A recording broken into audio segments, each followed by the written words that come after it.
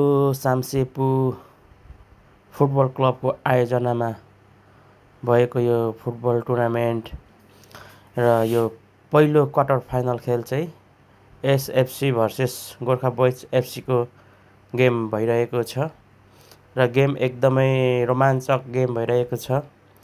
अहिले यो गेममा चाहिँ एकदम रमाइलो भइरहेको छ। एकदम दुई टिमबाट चाहिँ आक्रामक खेलहरू भइरहेको छ। गेम एकदम राम्रो छ। अहिलेसम्म स्कोर भनेको दुवै टिमको 0-0 रहेको छ र अब गेम एकदम राम्रो भइरहेको छ र अब यहाँनिर एसएफसीले फ्री किक पाएको छ र फ्री किकलाई गोलमा परिणत गर्दै एसएफसी 1 गोलको अग्रता लिइरहेको छ र गेम एकदमै रोमाञ्चक भइरहेको छ। जो रमाइलो गेम छ र यस गेममा फेरि अब